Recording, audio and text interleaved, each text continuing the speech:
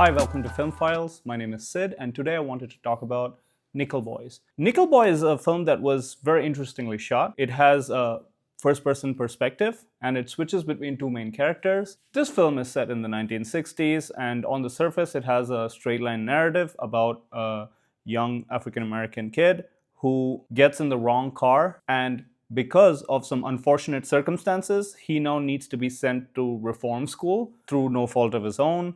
But as he gets there, he realizes that the school is not exactly what it seems. This is, of course, based on a true story, and it is a very dark and disturbing true story. But the way this film showcases that space, it is interesting because they don't outright show you any of the disturbing occurrences that actually happened. They do talk about it, and it happens a little bit detached. And there are scenes in the future where they look back and they see some of the atrocities that are coming out through the press, and it's told through the perspective of these two main characters and their journey through this reform school and how they escape. This film is quite independent.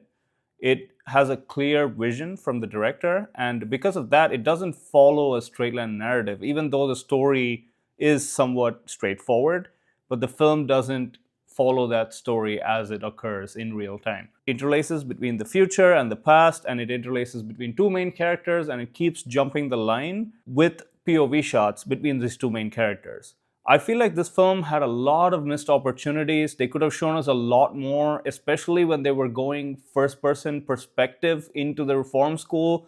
It would have been very interesting to see exactly what happened there instead of hinting at a lot of the things that did happen.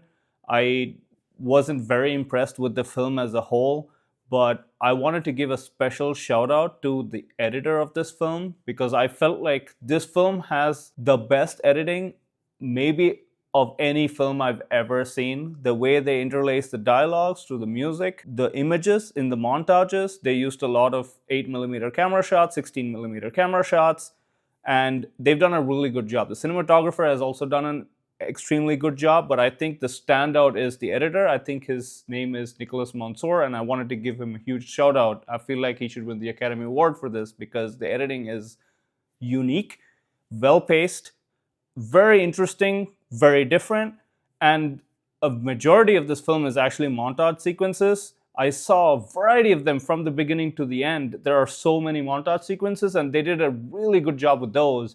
But it wasn't a very engaging film. You couldn't get on board with the characters, even though it should have been fairly simple to get on board with the character because there's so much wrong happening to the main character. It should be very easy to root for them. But I felt a little bit disengaged because of the way the narrative was structured. And so as a film, I would say not the best film I've seen this year. It's not even a great film.